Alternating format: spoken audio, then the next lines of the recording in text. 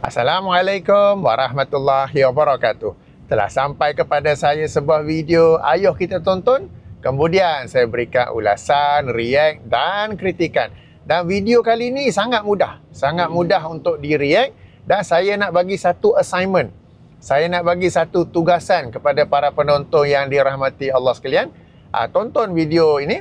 Kemudian dah habis tu, lebih kurang seminit setengah, seminit 30 saat, pause. Pause dulu video saya ini dan kemudian cuba anda react sendiri. Cuba para penonton react sendiri. Macam mana anda nak membantah hujah yang dikemukakan oleh Don Daniel. Sebab video ni sangat mudah untuk di-react, sangat mudah untuk dijawab balik ya. Sebenarnya mana-mana video react saya, kalau perhatikan saya mainkan video tu dulu, kemudian saya berikan ulasan, react dan kritikan kan. Jadi saya nak para penonton melatih diri untuk react, supaya andai kata adanya sesuatu isu yang saya tak sempat react ke, saya tak react ke, kalian sendiri boleh react. Okey, jadi tak perlu bergantung kepada saya. Alhamdulillah. Okey, jadi saya mainkan, kemudian pause video ini, cuba nak jawab macam mana ni. Sebab kalau anda tak boleh jawab, berarti anda okey, alright. Baik, saya mainkan sekarang ya. Lepas tengok video 1 minit ni saja, dah tak confuse dah tentang tajuk yang dipaduk sembang Asy'ariyah Maturidiyah dengan fahaman yang lain. Macam lah ni orang duk cerita macam-macam. Semua bagi pandangan, nak cuba konon bagi kita faham. Memang hak mana yang pandai-pandai lah, mereka faham lah. Kita orang awam ni nak pegang tak mana. Kita perlu satu yang konkret, betul? Jadi tengok video ni sampai habis, nanti tahu pegangan kita tu macam mana. Yang pertama, tentera yang berjaya membuka dan membebaskan Palestin itu adalah tentera Asy'ariyah, tentera Sultan Salahuddin Al-Ayyubi. Orang lain tak boleh punya, Asy'ariyah sahaja. Dan yang kedua, tentera yang membuka kota Konstantinopel iaitu tentera Sultan Muhammad Al-Fatih, mereka adalah Maturidiyah. Dan kedua-dua ini kata ulama dipuji oleh Nabi SAW di dalam hadis Nabi, sebaik-baik ketua adalah mereka dan sebaik-baik tentera adalah mereka. Macam clear kan? Simple kan? Jadi senang nak kita pegang.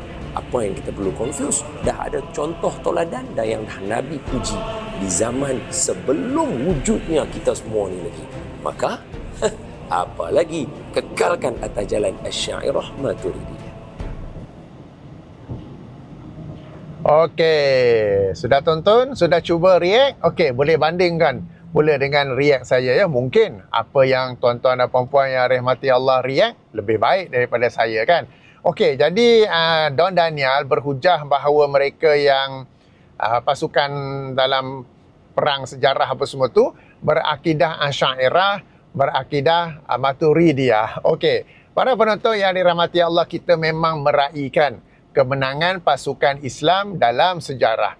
Namun, jika kemenangan itu dikaitkan dengan mazhab akidah, kononnya Al-Asy'ariyah, kononnya Al-Maturidiyah, saya kata konon sebab saya tak ada bukti sejarah bahawa panglimanya, pemerintahnya, komandonya, tenteranya adalah Asy'ariyah atau Maturidiyah. Jadi saya tak kata yes, saya tak kata no, tapi kononnya. Akan tetapi, walaupun bagaimanapun, namun begitu, apa yang confirm, terlebih confirm ialah pada zaman Rasulullah sallallahu alaihi wasallam, apabila Rasulullah dan para sahabat radhiyallahu anhum menang perang Badar. Mereka akidah apa?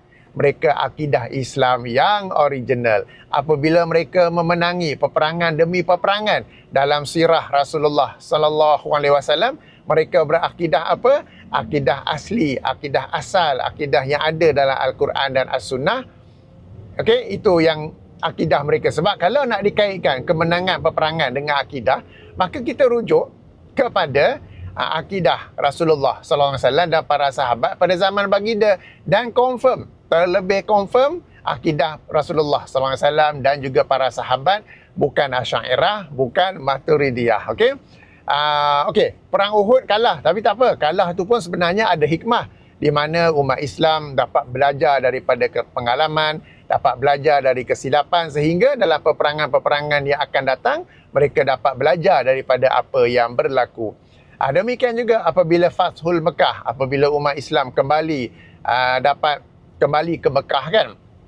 Apakah akidah mereka? Akidah yang asli daripada Al-Quran dan As-Sunnah. Alright? Jadi kalaulah, sebab bila nak kata perang-perang yang disebut oleh Don Daniel itu, mereka tu Al-Asy'ariyah, mereka tu Al-Maturidiyah, macam saya kata, saya tak tahu nak kata betul ke salah. Saya memang biasa dengar orang-orang mendakwa sedemikian, tapi yang confirm pada zaman Rasulullah sallallahu alaihi wasallam, akidahnya bukan Asy'ariyah, bukan Maturidiyah, tetapi akidah yang asli daripada Al-Quran dan As-Sunnah.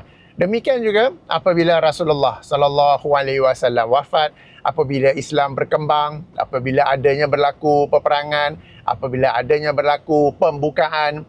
Okey, dalam Islam dia tidak disebut sebagai takluk, ia disebut sebagai fath, pembukaan. Macam contoh Fathul Mekah, pembukaan kota Mekah. Dan ia tidak disebut sebagai menakluk kota Mekah. Kenapa disebut pembukaan? Ia bermaksud kita membuka Mekah itu daripada kegelapan syirik, daripada kegelapan kezaliman kepada cahaya hidayah Allah, kepada cahaya Islam, kepada keadilan Islam. Sebab tu dalam Islam, dalam mana-mana peperangan, kalau take over tu tak disebut sebagai menakluk atau menjajah, tetapi disebut sebagai Fathul Mekah.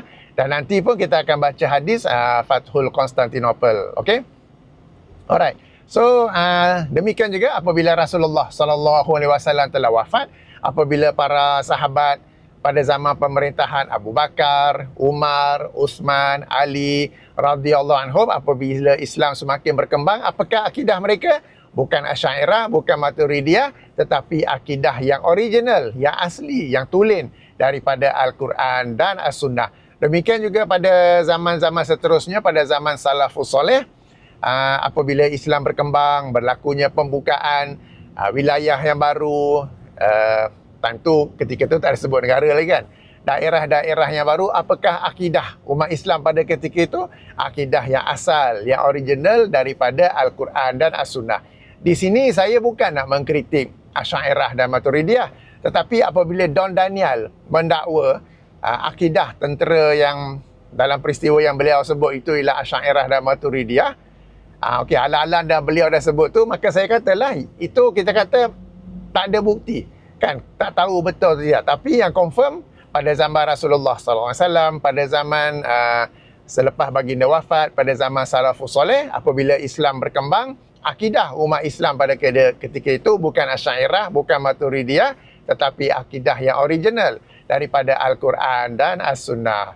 Okey, so semudah itu je nak jawab. Semudah itu saja kita boleh mematahkan hujah Don Daniel dan sesiapa lain, sebab hujah ni agak masyhur disampaikan bahawa kononnya Salahuddin Al-Ayyubi apa semua tu ialah Asy'ariyah, yang geng Maturidiyah pula klaim Maturidiyah. Okey, dan yang orang-orang tarikat Sufi pun sama juga, ada klaim dia ni tarikat inilah, tarikat itulah. Okey, mereka hanya boleh klaim pada orang terkemudian.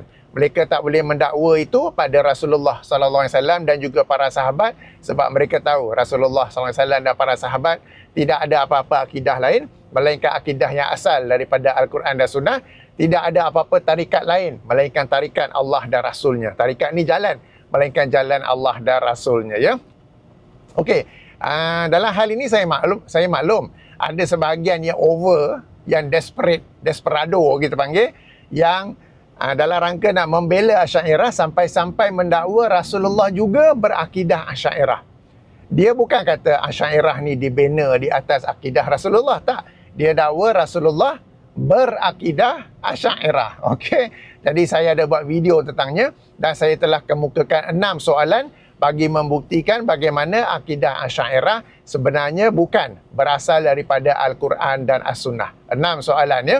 Sebab apabila kita bincang bab akidah ini, kita maklum di kalangan mereka yang mendakwa diri mereka Asy'ariyah, mereka cuba tutup cerita dengan fokus dalam bab takwil je. Lalu mereka menuduh kita yang berpegang pada akidah salaf, kita yang salafi ini kononnya mendakwa Allah ini beranggota, kononnya menjisimkan Allah, dan mereka fokus itu saja. Tujuannya apa? Sebab mereka nak tutup akidah mereka itu sendiri daripada perkara-perkara lain, kejanggalan-kejanggalan lain yang kalau kita tahu dalam 6 soalan saya kemukakan tu, kita akan nampak bagaimana akidah Asy'ariyah itu sendiri tidak selari dengan Al-Quran dan As-Sunnah.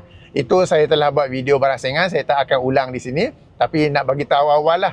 Okay, nanti akan ada pula yang kata yang Rasulullah pun Asy'ariyah, Salafus Saleh pun Asy'ariyah. Okey, baik. Jadi itu untuk menjawab dakwaan tentang Asy'ariyah dan juga Maturidiyah. Baik. Kemudiannya Don Daniel menyebut tentang hadis. Hadis itu lafaz sebenarnya ialah diriwayatkan dengan maksud Konstantinopel benar-benar akan dibuka. Okey, dibuka ya. Maka sebaik-baik pemimpin ialah pemimpinnya dan sebaik-baik tentera ialah tenteranya. Itu lafaz hadisnya itu. Okey, bila saya sebut diriwayatkan, apa maksudnya? Ya, maksudnya iaitu adalah hadis dhaif. Hadis ini dikeluarkan oleh Imam Ahmad dalam musnadnya dan juga lain-lain tokoh hadis yang lain. Kalau Musnad Ahmad boleh rujuk hadis nombor 189 ya. 189, atau jika edisi yang disemak oleh Syekh Shu'aib Al-Arnaud dan rakan-rakannya, hadis nombor 18957. Dan Syekh Shu'aib Al-Arnaud dan rakan-rakan yang mentahqiq Musnad Ahmad telah menjelaskan kelemahan hadis tersebut ya. Panjang mereka cerita, ditakhrij lah pelbagai jalan periwayatan apa semua tu. Okey. Dan hadis ini juga dinilai dhaif oleh Syekh Al-Albani dalam silsilatul ahadis ad-dhaifah wal mawdu'ah, hadis nombor 878. Ringkasnya ia adalah hadis dhaif. Okey. Saya boleh dengar. Para pencinta hadis dhaif akan berkata, hadis dhaif kan boleh pakai? Hadis dhaif boleh pakai dengan syarat-syaratnya. Syarat yang pertama, hendaklah memaklumkan bahawa ia adalah hadis dhaif. Syarat yang kedua, tak boleh berkata Nabi berkata ataupun Rasulullah bersabda, sebaliknya hendaklah mengisyaratkan kelemahannya seperti diriwayatkan. Sebab kalau disampaikan begitu saja, macam dalam video kita dengar tadi, orang awam, orang ramai akan menyangka itu adalah hadis yang sahih, padahal bukan ya, ia adalah hadis dhaif. Kemudiannya hadis tu langsung tidak membantu penghujahan ya yang cuba dibawa, sebab Rasulullah SAW bersabda apa? Maka sebaik-baik pemimpin ialah pemimpinnya, sebaik-baik tentera ialah tenteranya. Baginda tak sentuh langsung pun tentang akidah. Okey, baginda tidak bersabda umpama, misalnya maka sebaik-baik akidah ialah akidah pemimpinnya, sebaik-baik akidah ialah akidah tenteranya. Baginda tidak bersabda sedemikian. Maksudnya hadis tu kalau kita baca daripada awal, Konstantinopel benar-benar akan dibuka, maka sebaik-baik akidah ialah akidah pemimpinnya dan sebaik-baik akidah ialah akidah tenteranya. Baginda tidak bersabda sedemikian. Demikian juga dengan orang-orang tarikat sufi. Tarikat Sufi mereka pun menggunakan hadis ini dengan mendakwa tentera tu, panglima perang apa semua tu ialah dalam tarikat mereka tu lah. Okey, masing-masing akan klaim tarikat mereka kan. Jadi sama juga, baginda SAW tidak bersabda maka sebaik-baik tarikat ialah tarikat pemimpinnya dan sebaik-baik tarikat ialah tarikat tenteranya. Baginda tidak bersabda sedemikian ya. Jadi hadis itu pertama dhaif dan nombor dua tidaklah membantu penghujahan. Jadi demikianlah ulasan react. Bila kita sebut akidah yang original bila Al-Quran dan Sunnah, akidah Salafus Saleh, salaf ialah zaman awal dulu. Kalau kita zaman terkemudian nak ikut tu, kita disebut sebagai salafi. Okey, kita bukan salaf sebab salaf tu zaman awal 3 kurun pertama kan. Kita yang terkemudian sekarang ni disebut sebagai salafi. Tapi para penonton tak payah nak declare diri anda salafi ke apa ke. Cukup berkata kita berpegang kepada akidah Al-Quran dan As-Sunnah yang original. Sebab kita semua memang akidah yang original. Apabila berdoa, kita berdoa kepada Allah Subhanahu Wa Taala. Kita tidak berdoa kepada orang mati, kita tidak bertawasul kepada orang mati. Apabila berdoa, kita berdoa dengan mendongak ke langit. Apabila tanya Allah di mana, kita tunjuk di langit kan. Berarti inilah akidah yang original daripada Al-Quran dan As-Sunnah. Bila kita baca ayat-ayat Quran hadis-hadis tentang sifat-sifat Allah, kita kata apa? Itu adalah sifat Allah yang Allah sendiri telah sifati dirinya, maka kita beriman dengan sifat-sifat itu. Kita tidak bertanya tentang bagaimana kaifiatnya. Kita faham maksud sifat tu, kaifiatnya, perinciannya kita serahkan kepada Allah SWT sambil menyucikan Allah daripada sebarang kesamaan dengan makhluk. Sama juga dalam isu lain, sebagai contoh, kita tidak berjumpa bomoh apabila ada barang hilang. Kalau ada barang hilang, kita berdoa kepada Allah, ya Allah, aku terlupa mana aku letak kunci kereta misalnya. Okey, tunjukkanlah aku di mana kunci kereta itu. Allah sendiri akan mengilhamkan kepada kita di mana yang kita tersalah letak, misplace kunci kereta tu, ya. Sebab bila bomoh ni, teringat yang student Universiti Pertahanan kan, yang sampai dizalimi dengan sebegitu teruk semata-mata kerana laptop yang hilang. Dan kenapa mereka target budak tu? Kerana mereka pergi jumpa bomoh, suruh baca, suruh lihat kan, siapa yang ambil laptop. Bomoh tu yang kata, budak tu yang ambil. Lalu kerana bomoh itu, mereka pun pergi mendera budak itu untuk mengetahui di manakah laptop tersebut. Okey, dan kita dapat lihat bagaimana mufti-mufti di Malaysia ni yang berbelas ini diam saja dalam hal ini. Tidak pun mereka mahu bersuara untuk menasihati umat Islam jangan berjumpa bomoh, jangan bertanya bomoh ke dukun ke apa semua kan. Kecuali satu saja, alhamdulillah, Mufti Negeri Perlis, Datuk Dr. Mazhar, ya. So ini akidah kita. Kita tak pergi jumpa bomoh. Macam sekarang ni isu GISB kan, kita tak minum air basuhan kaki lah, kita tak minum air basuhan janggut ke rambut ke apa semua tu kan. Dan sebab bila disebut tentang tabaruk, ambil berkat, kalau kita hidup pada zaman Rasulullah sallallahu alaihi wasallam, Rasulullah confirm terlebih confirm insan yang diberkati. Lalu kita pun akan mengambil berkat. Saya pun akan mengambil berkat daripada baginda. Ada pun sekarang ini orang-orang yang kononnya boleh kita pergi ambil berkat tu sangatlah diragui kan. Sangatlah diragui, dan masing-masing kelompok akan kata tokoh dia lah, syekh dia lah yang diberkati untuk diambil berkat daripadanya. Sampai-sampai apabila timbul isu GISB, mereka berkata tokoh GISB tu tak boleh ambil berkat dengan dia. Tapi orang yang berkata tu, orang tu juga ada ambil berkat dengan tokoh sendiri kan. So masing-masing menobatkan tokoh mereka sendiri untuk kononnya boleh bertabaruk. So sebenarnya akidah kita di Malaysia ni ialah akidah yang memang selari dengan Al-Quran dan As-Sunnah. Mereka dakwa saja Asy'ariyah itu majoriti, padahal ramai yang tidak belajar tentang Asy'ariyah apa semua tu kan. Kita sebenarnya atas akidah yang selamat, yang sejahtera, yang selari dengan fitrah kita, yang berasal daripada Al-Quran dan Sunnah. Jadi bila saya sebut tentang salafi ni, tak semestinya para penonton pun berkata aku ini salafi ke apa semua. Tak payah. Kita berakidah dengan akidah yang original, tulen daripada Al-Quran dan As-Sunnah. Okey. Okey. Sudah cukup rasanya. Saya tutup dengan subhanakallahumma wa bihamdika asyhadu an la ilaha illa anta astaghfiruka wa atubu ilaika. Assalamualaikum warahmatullahi wabarakatuh.